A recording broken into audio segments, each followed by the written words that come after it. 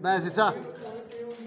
Tov, Boker Tov, les Koulam, et avec ce froid hivernal, bah Hachem, hein, la pluie jusqu'en Nissan, c'est encore de la bracha, Nahon. Jusqu'en Nissan, la pluie, c'est encore de la bracha. C'est ça, c'est ça. Dieu il a dit, je vous ai donné, vous avez décidé un 13e mois, donc je vais vous donner un 13e mois de pluie. Allez, j'ai la brioute. Il a rajouté, oui, de la pluie, oui. Nahon. C'est exceptionnel. Hein? Cette année, c'est exceptionnel. Ah bah je sais. Il n'y a pas neigé. Écoute, ça fait bientôt, ça va faire 30 ans, 29 ans que je suis en Israël. Non. J'ai un super hiver. Et on parle après de réchauffement climatique. Hein?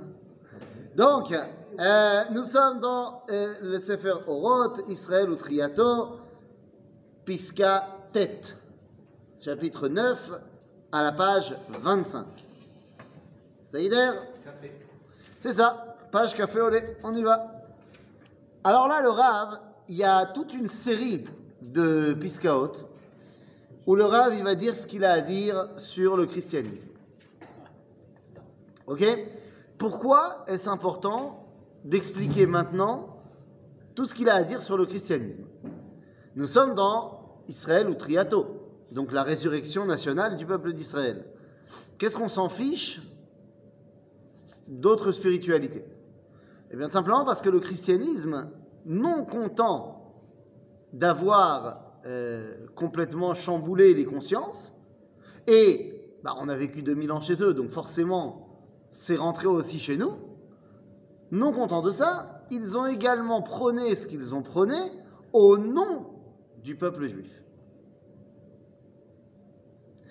Ben oui, prenons la différence 2 secondes, essayons de voir la différence qu'il y a entre Avodah Zara Stam, disons Avodat Baal. C'est-à-dire c'était ce qui était très courant dans l'époque de la Torah. Ou disons Avodah de Zeus. Comme Chané. Quand quelqu'un va au temple de Zeus ou au temple de Baal et qui fait Avodah Zara, eh bien il sert, selon lui, Baal. Qu'en est-il de Yudke Vavke, de Dieu? Ben, il ne le sert pas à ce moment-là. Est-ce que ça veut dire qu'il n'y croit pas? Pas forcément. Des fois, vous savez, les gens étaient complètement polythéistes. Quand on regarde dans le Sefer Melachim, à l'époque du premier temple, tu avais des juifs qui allaient le matin faire Korban Atamid au Beth Amikdash, et l'après-midi qui allaient Beth Amolech. C'était à 500 mètres l'un de l'autre. C'est-à-dire, donc ça ne veut pas dire que c'est pas parce que je vais faire de la Avodah Zara que je ne crois pas aussi en Yudke Vavke. Mais quand je suis chez Baal, ou à Molech, ou ce que tu veux, je ne suis pas là-bas. C'est-à-dire que la Avodah Zara, c'est une alternative à Dieu, à Avodat Hashem. D'accord? À Natsrout, le christianisme, c'est Avodah Zara au nom de Dieu. Puisque la Natsrout, elle te dit, le christianisme, il te dit qu'il croit en qui? Ben en Dieu. Yudke Vavke. Et ils disent qu'il n'y a pas d'autre Dieu. Ah, après, on fait des arrangements. Qu'il a eu un fils et qu'il est devenu cher. Donc c'est Avodah Zara la Mahadrine. Mais c'est Avodah Zara au nom du Dieu d'Israël. Le vrai Israël. Et donc, Le nouvel Israël. Et donc il s'appelle, pas le nouvel, le vrai Israël. Le vrai Israël. Le vrai, Vérous. Le vrai Israël. Alors, donc ça veut dire qu'ils viennent au nom de. C'est très très différent de toutes les autres idolâtries qu'on a pu voir. D'accord? Donc, eh bien, il faut absolument, au moment où Am Israël veut sortir de son exil, qu'il vérifie tout ce qu'il a à vérifier et qu'il dise tout ce qu'il a à dire sur le christianisme. Pourquoi? Parce que celui qui ont adoré, c'est un juif. C'est un Oui. Abraham. Bien sûr. C'est le lien qu'il y a eu avec le peuple. Ah, mais évidemment. C'est-à-dire que dans l'histoire. C'est pas Stam. Non, mais c'est évident. Dans l'histoire, il faut bien comprendre que le christianisme, au départ, il parle à qui? Il parle que aux juifs. C'est des juifs. Bah oui, Eh oui. C'est des juifs qui ont. Pendant une centaine d'années, les 100 premières années du christianisme, il n'y a que des juifs dedans. C'est-à-dire c'est des juifs qui ont mal compris la Torah. En grande partie, c'était des gens qui, excusez-moi, mais étaient quand même très très faibles au niveau socio-économique, qui étaient très très faibles au niveau de leurs connaissances également. Il y a quelque chose qui, je vais dire une phrase ici, qui est très très très politiquement pas correcte. D'accord? Donc je préfère prévenir YouTube que c'est politiquement pas correct ce que je vais dire. Si vous voulez démonétiser cette vidéo, vu que les autres ne sont pas monétisés non plus, alors ça ne changera rien. Vous savez que notre ami Jésus, d'après les évangiles, il va commencer à prêcher où ça? Où est-ce qu'il commence à vouloir être un petit peu reconnu? Et il commence à prêcher sa bonne parole. Dans le milieu juif. Oui, oui, non, dans le milieu juif, c'est certes. Mais je veux dire, où exactement? Non, il est né là-bas, il n'a pas vécu là-bas. Non. Mais à Yerushalayim? Non, Non. non. Bah, on commence à la maison. Où est-ce qu'il a grandi? Il a grandi à Nazareth.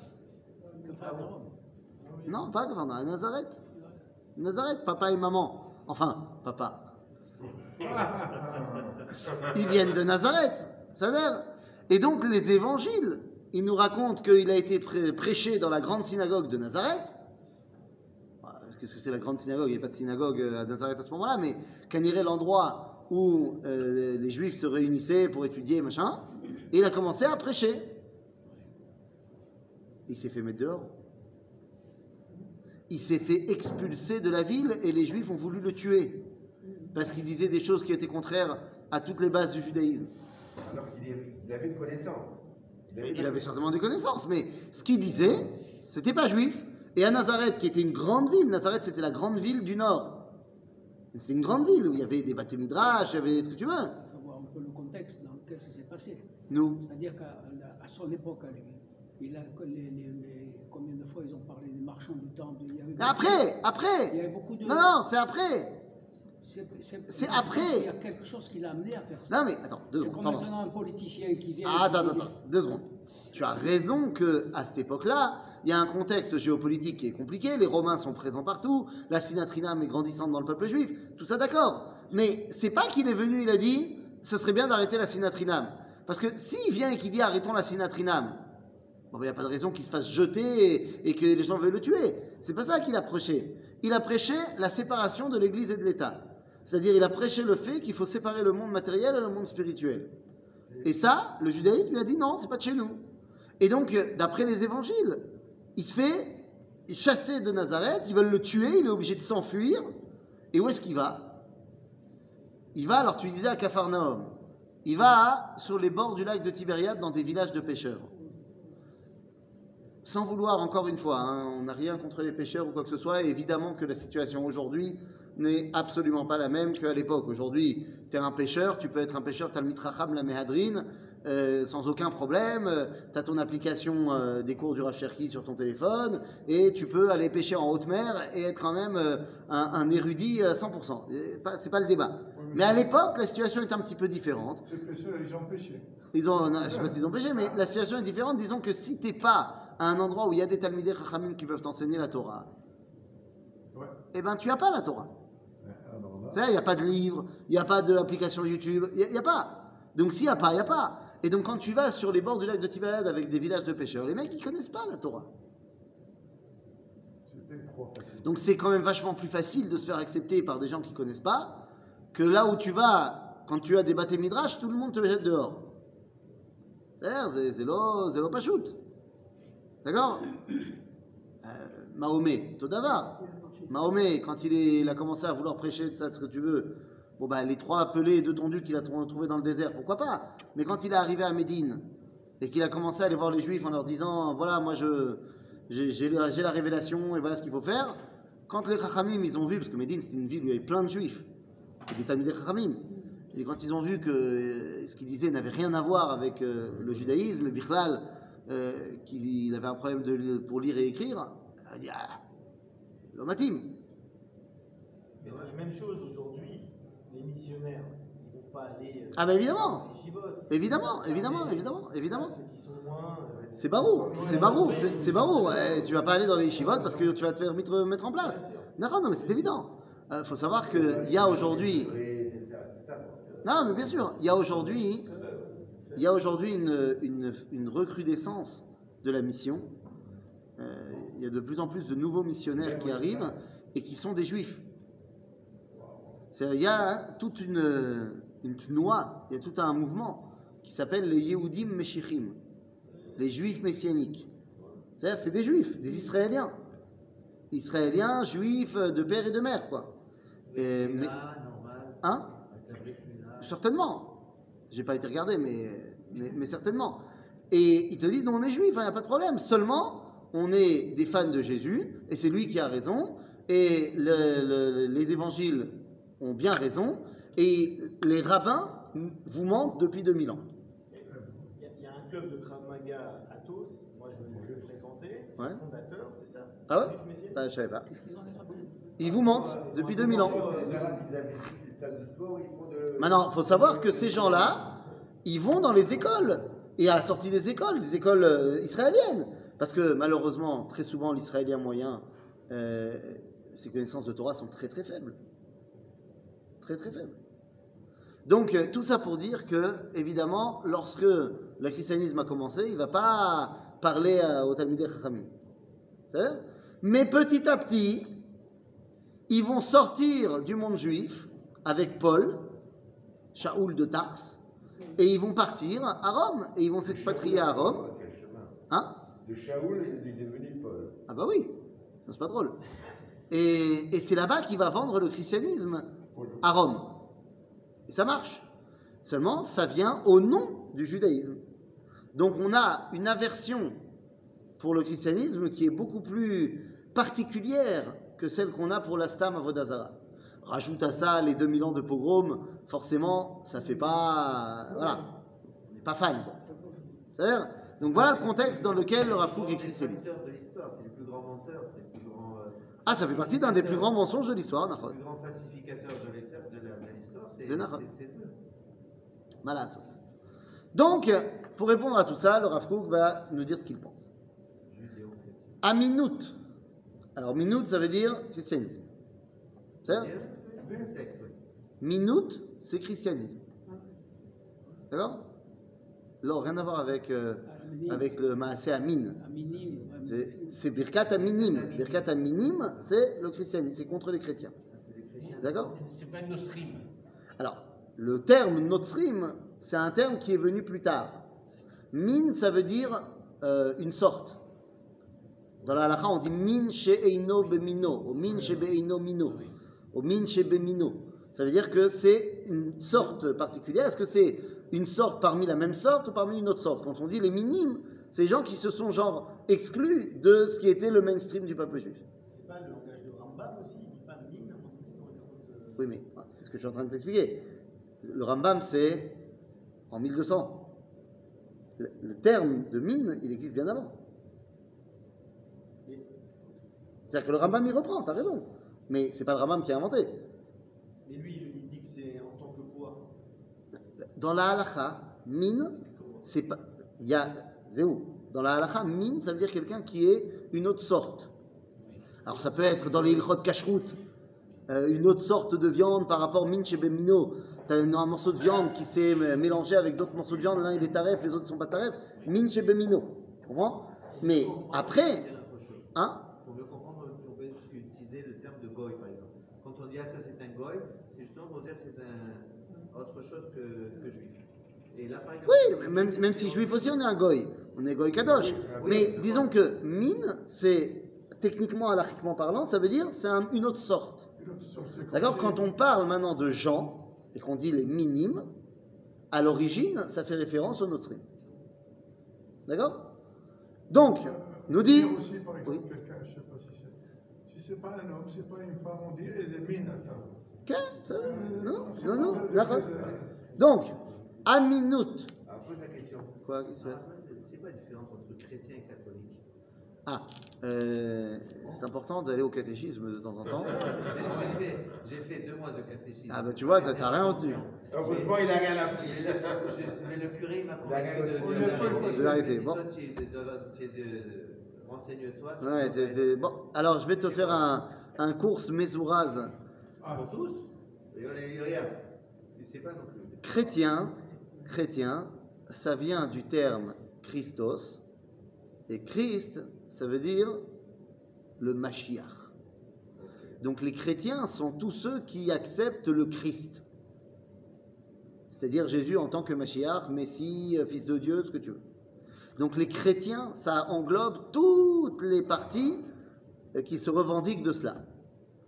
Au sein du christianisme, il y a plein de factions différentes. Il y a les catholiques, il y a les protestants, il y a les orthodoxes russes, les orthodoxes grecs, il y a les arméniens, il y a l'église éthiopienne copte, il y a l'église égyptienne, il y a, et donc catholique, c'est une partie des chrétiens. D'accord ? C'est la partie la plus puissante dans le monde, puisque les catholiques, c'est le Vatican. Mais techniquement, 2 secondes, un protestant, il n'en a rien à faire du Vatican. Un protestant, il n'en a rien à faire du pape. Il ne reconnaît pas la Il faillite. ne le reconnaît pas seulement la faillibilité, il ne reconnaît pas le pape comme étant le dirigeant de la chrétienté. C'est-à-dire, Il reconnaît le Christ. oui, mais il ne reconnaît pas le pape, si tu veux, il ne reconnaît pas la hiérarchie catholique. Il y en a qui ne Ok. reconnaissent pas Marie aussi. Ils reconnaissent Marie, mais pas comme étant une maman normale. Voilà, Ok. Donc il y a plein de différences entre les protestants et les catholiques. Les protestants, ils ont créé leur scission au XVIe siècle pour... l'origine story du truc, c'était de dire vous vous êtes trop éloigné de l'Ancien Testament. Vous êtes trop éloigné de la Torah, du Tanakh. Parce qu'il faut bien comprendre que le christianisme catholique, finalement, pendant près de 800 ans, il a pratiquement interdit le Tanakh. C'est-à-dire qu'il n'étudiait que les évangiles. C'est-à-dire, les protestants, ils ont dit qu'il faut revenir aux origines. Parce que si on veut véritablement prendre la place des juifs, il faut savoir de quoi on parlait à la base. C'est pour ça que les protestants sont devenus extrêmement violents envers les juifs à la base. Avec Luther. Bekitzour, donc ça, c'est les protestants qui sont beaucoup plus proches du texte. Et pourtant, ils se sont rapprochés de nous. Enfin, ils se sont rapprochés de nous. Non, alors attends, là tu parles dans un autre problème. Dans les protestants, il y a plusieurs groupes aussi. Et ce dont tu parles, c'est les protestants évangélistes. Les protestants évangélistes, qui sont le groupe dominant aux États-Unis et qui sont influents partout dans la politique, ils sont très pro-Israël, très pro-juif, très pro-Torah. Mais il faut voir ce qu'il y a derrière. C'est-à-dire qu'ils veulent que tous les juifs fassent leur alia, que tous les juifs fassent teshuva, pour que la société en Israël juive redevienne celle qui a vu naître Jésus, pour qu'il puisse revenir et qu'enfin les juifs puissent l'accepter. Très bien. Et donc pour ça, ils donnent des millions et des millions et des millions. Et c'est un débat rabbinique. Est-ce qu'on a le droit de prendre cet argent ou pas? Oui, c'est l'association là, du rap qui est décédée, là, comment il s'appelle? Keren Leyesod. Pas Keren Hayesod, Keren Layedidout. Keren Leyedidout, pardon. Ok? Keren Hayesod, c'est pas du tout ça. Keren Hayesod, c'est pour construire l'État d'Israël. Amen. Donc c'est autre chose.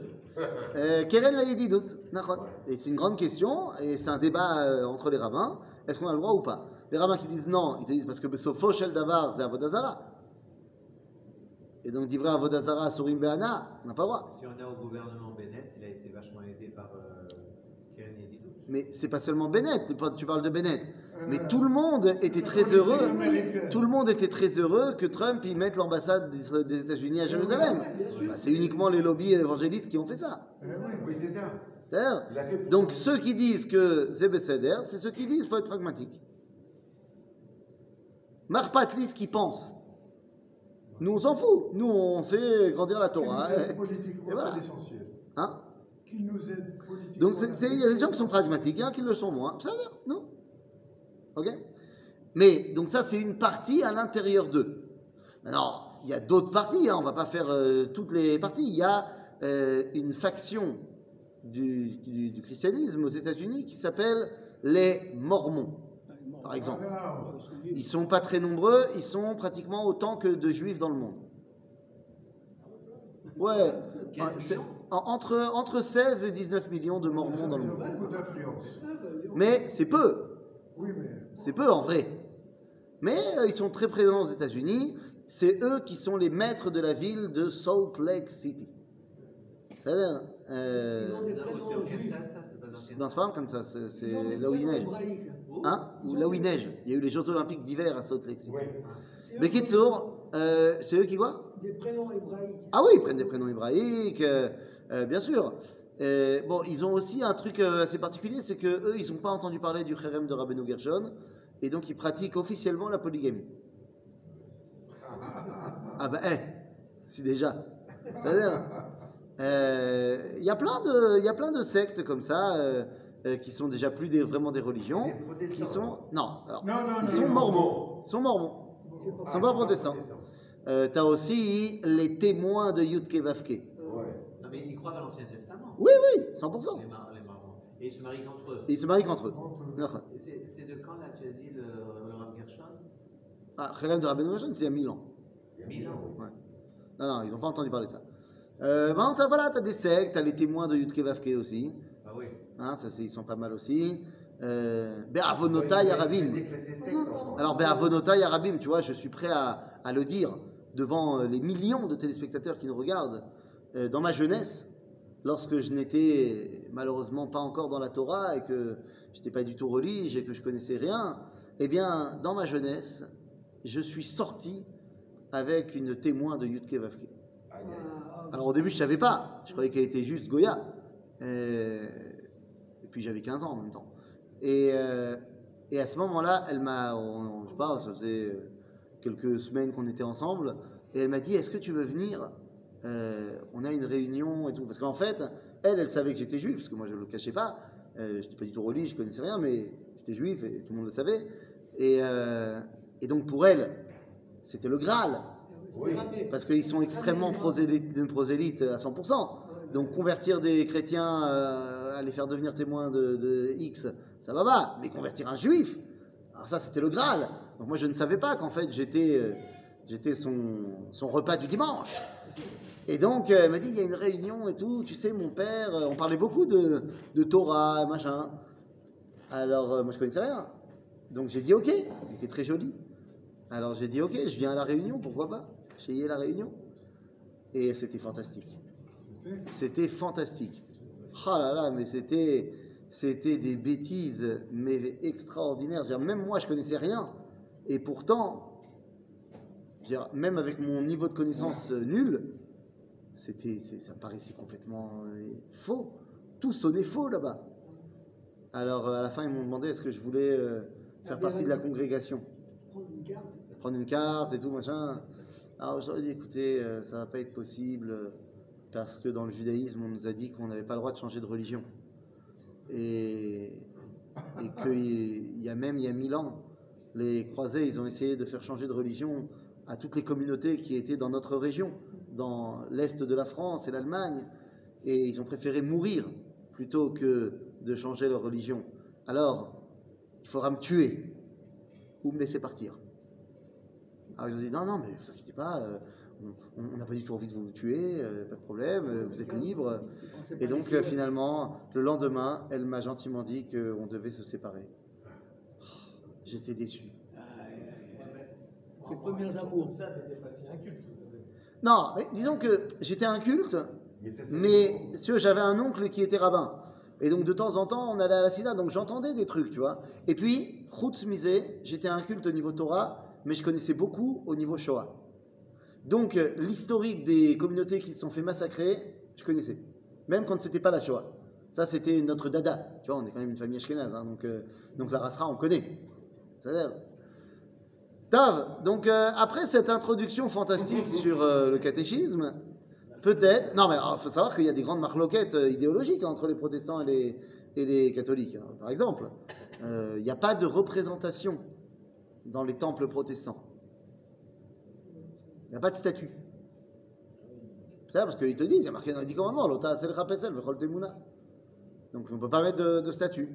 Par exemple, eux, ils ne pensent pas du tout que Jésus, il est enterré là où les catholiques pensent qu'il est enterré. Quand tu vois un protestant qui vient en Israël, il ne veut pas aller voir des sites catholiques. Il va aller voir des sites tanachiques. Donc bon, il y a des différences. Plus proche. Ils sont plus proches. Bon, malasot.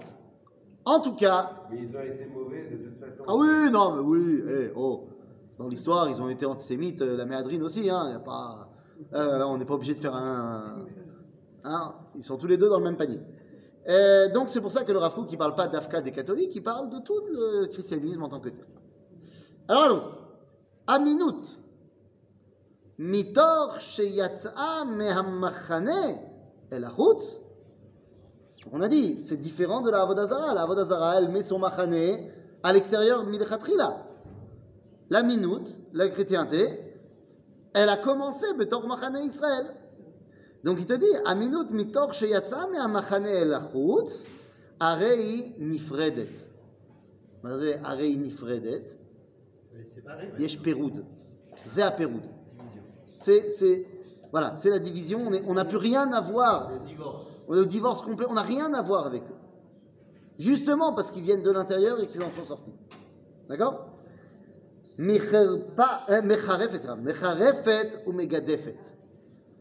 C'est nifredet, mecharefet ou megadefet. Ce sont des blasphémateurs. Bien plus que le mec qui dit Abal Anenu. Celui qui dit Abal Anenu, Stam Toé. Mais celui qui dit Hachem Anenu, grâce à Jésus ton fils, c'est Mecharef ou Megadef. C'est encore pire. Ok? Omeret, Mili Bashamayim, Afalpi Shebepia Tedaber Ramot, ou Devarea Chelko Mahmaot, même si dans sa bouche, des fois, elle dit des choses qui ont, on va dire, le style juif. Ce n'est que le style juif. Mais ça n'a rien à voir avec le judaïsme. Oui, ils utilisent de la vérité pour. Ben évidemment. Mais évidemment. Mais ils utilisent la vérité. Qu'est-ce qu'ils te disent?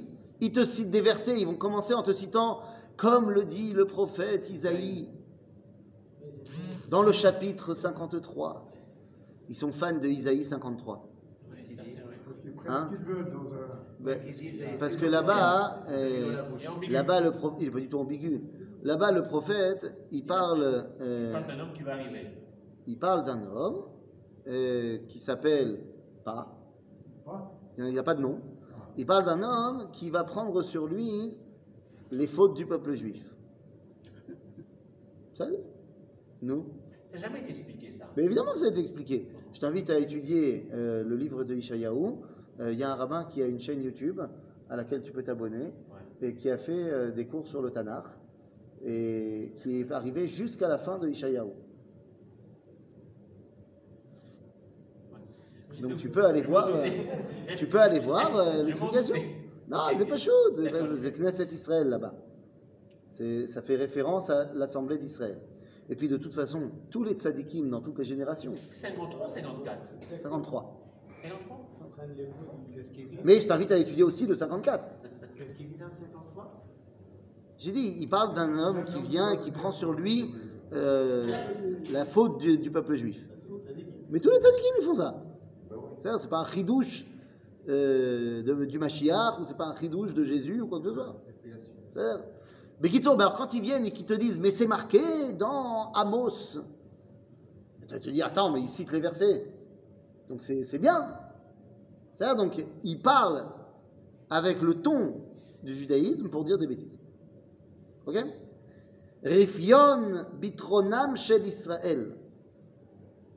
שמתאמצת אמינות להרחיב אחרי כל ההבטחות ושבועות עליון ובחירה אלוהית נצחית בהם להיות סגולה מכל העמים, הרי הוא סעיף מסורי הגפן, נוכריה של הפרדת רשות הגבוה, אותה הרשעה החושבת להפר ברית בשר וברית ארץ גם יחד, המדמה בחולשתה הפנימית, כי הגוף וכוחותיו והעולם החומרי והופעותיו, בחירת האדם ורצונו בכל ערכיו, אינם דברים מופרדים שיכולים לסכל את עצת השם העליונה ותוכל לפי זה ברית עולמים להיות מופרת על ידי סיבות צדדיות כחטאות ישראל והתגברות הרשעה החומרית בעולם.